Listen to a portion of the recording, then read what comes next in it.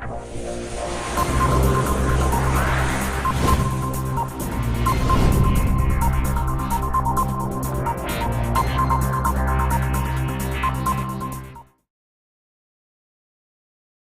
ये 2.5 किलो का हाथ किसी पर पड़ता है ना, तो आदमी उठता नहीं, उठ जाता है।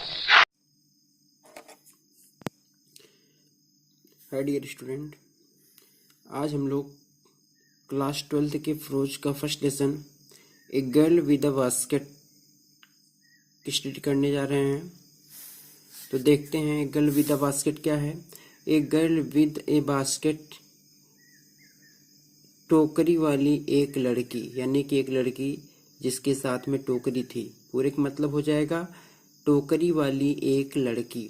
इसको लिखा है विलियम सी डगलस ने। किसने लिखा है? विलियम सी डगलस ने। तो देखते हैं अबाउट द ऑथर, लेखक के बारे में। विलियम सी डगलस ए जज ऑफ सुप्रीम कोर्ट। ए जज, एक न्यायाधीश थे आप सुप्रीम कोर्ट, सर्वोच्च न्यायालय के, of United states of America, संयुक्त राज्य अमेरिका। ए जज of supreme court of United states of America, संयुक्त राज्य अमेरिका। सुप्रीम कोर्ट सर्वोच्च न्यायालय, ए जज मतलब न्यायाधीश। संयुक्त राज्य अमेरिका के सुप्रीम कोर्ट के यानी कि सर्वोच्च न्यायालय के न्यायाधीश विलियम सी डगलस विजिटेड मतलब घूमने के लिए आए थे इंडिया मतलब भारत में इन 1950 ईस्वी में। पूरा सेंटेंस हो जाएगा। विलियम सी डगलस जो संयुक्त राज्य अमेरिका के सर्वोच्च न्यायालय के न्यायाधीश थे, वो 1950 ईस्वी में भारत भ्रमण पर आए थे। ड्यूरिंग हिज विजिट, अपने भ्रमण के दौरान, he happened to travel. He happened मतलब उन्हें मौका प्राप्त हुआ। टू ट्रेवल मतलब यात्रा करने का। From New Delhi to Ranikhet, नई दिल्ली से रानीखेत तक। रानीखेत क्या है? कामा दे करके उसके आगे बताया गया है, यानी कि रानीखेत के बारे में ही बताया गया है। रानीखेत क्या है? A hill station in Himalayas. Hill station क्या है?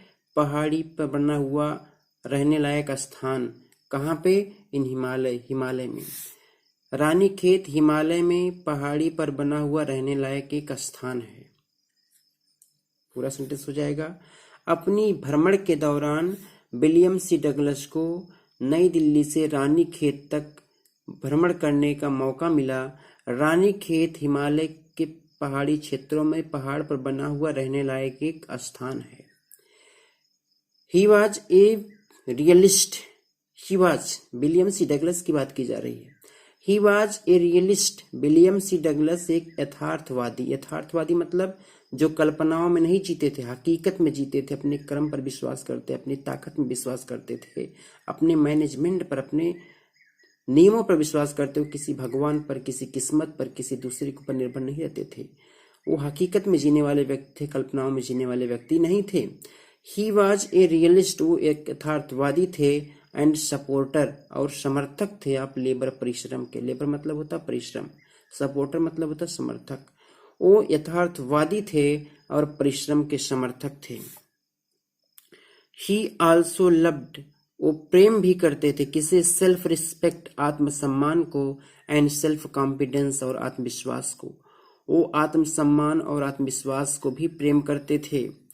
ही वॉज फैसिनेटेड मतलब होता है मंत्र मुग्ध हो जाना। एंड चार्म, और भाव विभोर हो जाना, आनंदमय हो जाना। He was fascinated and charm, वो आनंदित और मंत्र मुग्ध हो गए थे किसके द्वारा?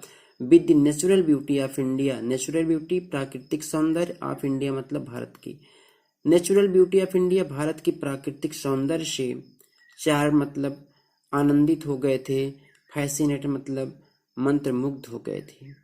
वो भारत की प्राकृतिक सौंदर्य को देख करके मंत्रमुग्ध और अति आनंदित हो उठे थे। एक गर्ल विद अ बास्केट, टोकरी वाली एक लड़की। इज मतलब है वन ऑफ हिज, उनकी बहुत सारी निबंधों में से एक फेमस ऐसे निबंध, प्रसिद्ध निबंध। एक गर्ल विद अ बास्केट, टोकरी वाली एक लड़की, उनकी प्रसिद्ध निबंधों में से एक निबंध है। पूरा पैराग्राफ हिंदी में क्या हो जाएगा? विलियम सी डगलस, जो संयुक्त राज्य अमेरिका के सर्वोच्च न्यायालय के एक न्यायाधीश थे, वो 1950 ईस्वी में भारत भ्रमण पर आए थे। अपनी भ्रमण के दौरान उन्हें नई दिल्ली से रानीखेत तक यात्रा करने का सौभाग्य प्राप्त हुआ। रानीखेत हिमालय के पहाड़ी क्षेत्रों में पहाड़ पर बना हुआ रहने लायक एक स्थान है। वो एक यथार्थवादी थे और परिश्रम के समर्थक थे। वो आत्मसम्मान और आत्मविश्वास को भी प्रेम करते थे। वे भारत के प्राकृतिक सौंदर्य को देखकर मंत्रमुग्ध और अति आनंदित हो उठे थे। टोकरी वाली एक लड़की उनकी प्रसिद्ध निबंधों में से एक निबंध है। तो फ्रेंड्स, ये हमने लेखक के बारे में पढ़ा। अब लेसन के बारे में थोड़ा बहुत देख लेते हैं। एक girl with a basket has been written by William C Douglas. एक गर्ल विद अ बास्केट, टोकरी वाली लड़की, हैज बीन रिटन लिखा गया है by William C Douglas, William C Douglas के द्वारा। टोकरी वाली एक लड़की विलियम सी डगलस के द्वारा लिखा गया है। हु केम टू इंडिया, जो भारत आए थे, after the participation of country, देश के विभाजन के बाद, इन 1950 1950 ईस्वी में। पूरा सेंटेंस क्या हो जाएगा? टोकरी वाली एक लड़की विलियम सी डगलस के द्वारा लिखी गई है, जो 1950 ईस्वी में देश के विभाजन के बाद भारत आए थे। एट दैट टाइम, उस समय, किस समय? जब वो भारत आए थे उस समय। एट दैट टाइम, उस समय, India was full of refugees, India मतलब भारत, अपना देश, वाज फुल भरा हुआ था, रिफ्यूजीज या शरणार्थियों से। रिफ्यूजी मतलब होता शरणार्थी, रिफ्यूजीज मतलब होता शरणार्थी। एट दैट टाइम, उन समय, India was full of refugees, Bharat शरणार्थियों से भरा हुआ था। हु वेयर ड्राइवन अवे, जो निकल गए थे। बाय द कम्युनल फैनाटिज्म, कम्युनल जातीय, फैनाटिज्म उन्माद, जाति उन्माद के डर से आप पाकिस्तान के। भारत उस समय शरणार्थियों से भरा हुआ था। जो शरणार्थी लोग पाकिस्तान के जाति उन्माद के डर से निकल कर चले आए थे। ही हैड यूनिक एक्सपीरियंस, उन्होंने प्राप्त किया, एक अद्वितीय, एक अद्भुत एक्सपीरियंस, अनुभव। ही हैड यूनिक एक्सपीरियंस, उन्होंने एक अद्वितीय अनुभव प्राप्त किया। At one of the railway station, एक रेलवे स्टेशन पर। उन्हें एक रेलवे स्टेशन पर एक अद्वितीय अनुभव प्राप्त हुआ। Many refugee children were selling, many refugee children, वो जो रिफ्यूजी लोग पाकिस्तान से आए थे उनके बच्चे, कह रहा मेनी रिफ्यूजी चिल्ड्रन, बहुत सारे शरणार्थियों के बच्चे, were selling small articles, were selling बेच रहे थे, स्मॉल मतलब छोटी छोटी, आर्टिकल्स मतलब वस्तुएं, वेयर सेलिंग स्मॉल आर्टिकल्स, छोटी छोटी वस्तुएं बेच रहे थे। कैसी वस्तुएं? Like basket and fans, like मतलब जैसे बास्केट, टोकरियां, एंड फैंस पंखे और टोकरियों की तरह छोटी छोटी वस्तुएं बेच रहे थे। ही वॉज इम्प्रेस्ड, लेखक अत्यधिक प्रभावित हुआ, विद ए लिटिल गर्ल, एक छोटी सी लड़की के द्वारा, ऑफ 9 ईयर, 9 साल की। लेखक एक 9 साल की छोटी लड़की से अत्यधिक प्रभावित हुआ।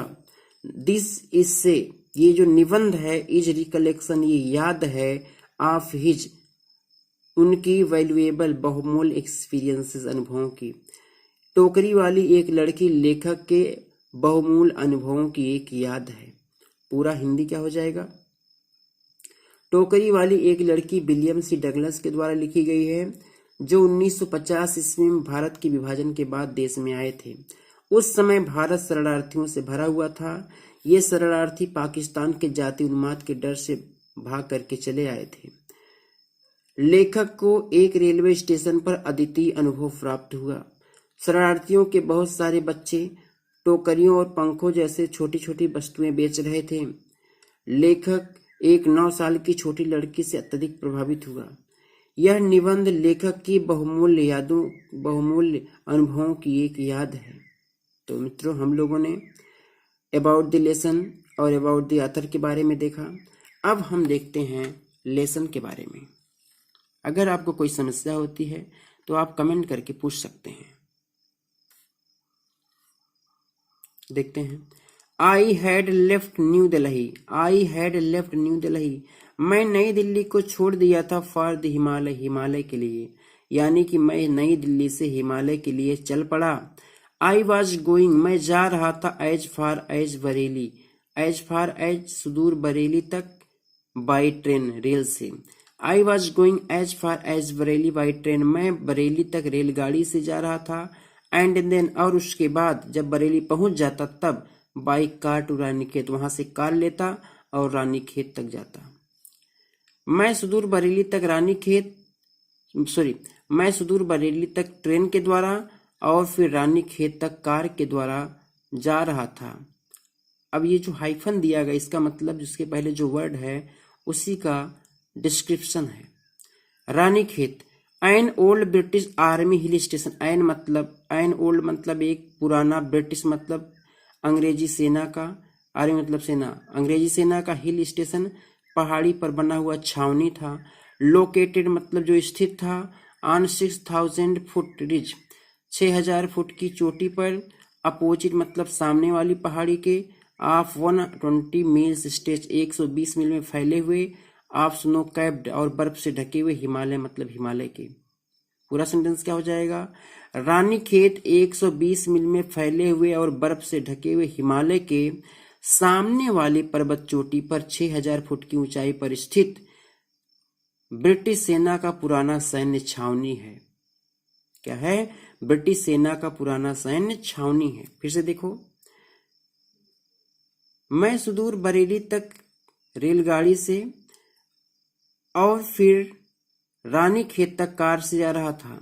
रानीखेत 120 मील में फैले हुए और बर्फ से ढके हुए हिमालय के सामने वाली पर्वत चोटी पर 6000 फुट की ऊंचाई पर स्थित ब्रिटिश सेना का पुराना सैन्य छावनी है। सेंटेंस क्लियर हुआ? पूरा देखते हैं। मैं नई दिल्ली से हिमालय के लिए चल पड़ा था। सुदूर बरेली तक रेलगाड़ी से जा रहा था और उसके बाद रानीखेत तक कार से जा रहा था। रानीखेत 120 मील में फैले हुए और बर्फ से ढके हुए हिमालय के विपरीत वाली पर्वत चोटी पर 6000 फुट की ऊंचाई पर स्थित ब्रिटिश सेना का पुराना सैन्य छावनी है। द ट्रेन वाज स्लो, रेलगाड़ी बहुत धीरे धीरे चल रही थी।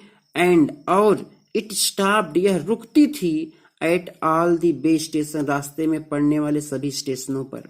आल मतलब सभी, बे मतलब रास्ते में पड़ने वाले, स्टेशन मतलब स्टेशनों पर। और यह रास्ते में पड़ने वाले सभी स्टेशनों पर रुकती थी। रेलगाड़ी बहुत धीरे धीरे चल रही थी और यह रास्ते में पड़ने वाले सभी स्टेशनों पर रुकती थी। एट एवरी स्टॉप, और जहां जहां रेलगाड़ी रुकती थी, at every stop,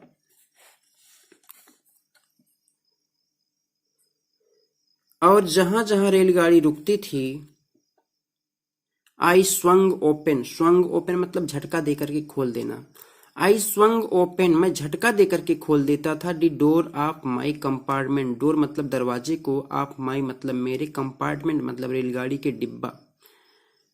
I swung open the door, मैं झटका देकर के दरवाजे को खोल देता था। ऑफ माई कंपार्टमेंट, अपने रेलगाड़ी के। मैं रेलगाड़ी के अपने डिब्बे के दरवाजे को झटके से खोल देता था। एंड वॉक्ड, और टहल लेता था। एट प्लेटफॉर्म, प्लेटफॉर्म पर, प्रत्येक स्टेशन पर जहां जहां रेलगाड़ी रुकती थी, मैं अपने डिब्बे के दरवाजे को झटके से खोल देता था और प्लेटफॉर्म पर टहल लेता था। पूरा पैराग्राफ क्या हो जाएगा? मैं नई दिल्ली से हिमालय के लिए चल पड़ा था। सुदूर बरेली तक रेलगाड़ी से और फिर रानीखेत तक कार से जा रहा था। रानीखेत 120 मील में फैले हुए और बर्फ से ढके हुए हिमालय के विपरीत वाली पर्वत चोटी पर 6000 फुट की ऊंचाई पर स्थित ब्रिटिश सेना का पुराना सैन्य छावनी है। रेलगाड़ी बड़ी धीरे धीरे गति से चल रही थी और यह रास्ते में पड़ने वाले सभी स्टेशनों पर रुकती थी। प्रत्येक स्टेशन पर जहां रेलगाड़ी रुकती थी, आई स्वंग ओपन में झटके दे करके अपने डिब्बे के दरवाजे को खोल देता था और प्लेटफॉर्म पर टहल लेता था। ये जज साहब की रूटीन थी। आगे देखते हैं। The platforms were packed, packed मतलब होता भरा होना। The platforms were packed, platform भरे हुए थे। विद पीपुल, लोगों के द्वारा। Sikh, Muslim, Hindu, soldiers, merchant, priest. Sikh मतलब होता सिख लोगों के द्वारा, मुस्लिम मतलब मुस्लिम लोगों के द्वारा, हिंदू मतलब हिंदू लोगों के द्वारा, सोल्जर्स मतलब सिपाहियों से, मर्चेंट मतलब व्यापारियों से, प्रिस्ट मतलब पुजारियों से, पोर्टर्स मतलब कूलियों से, बेगर्स मतलब भिखारियों से, हाकर्स मतलब फेरी वालों से। Platforms were packed with people, platform लोगों से भरे हुए थे। लोगों में हिंदू, मुस्लिम, सिख, ईसाई, व्यापारी, पुजारी, कूली, भिखारी और फेरी वाले लोग थे। ऑलमोस्ट एवरीवन वाज बेयरफुट, लगभग हर व्यक्ति नंगे पैर था। बेयरफुट मतलब होता नंगा पैर जिसमें कुछ भी ना पहना हो, ना जूता ना चप्पल। ऑलमोस्ट एवरीवन वाज बेयरफुट, लगभग सभी लोग नंगे पैर थे। एंड ड्रेस्ड, ड्रेस मतलब होता कपड़े पहनना। एंड ड्रेस्ड और कपड़े पहने हुए थे। इन व्हाइट लूज गारमेंट, सफेद ढीले ढाले और सफेद ढीले रंग के कपड़े पहने हुए थे। आई वुड आस्क, मुझे पूछना पड़ा था। एटलीस्ट 3 पीपुल, कम से कम 3 लोगों से। मुझे कम से कम 3 लोगों से पूछना पड़ा था। बिफोर आई कुड फाइंड, तब जाकर के मैं पाया। वन, एक व्यक्ति को। हु स्पोक इंग्लिश, जो अंग्रेजी बोल सकता था।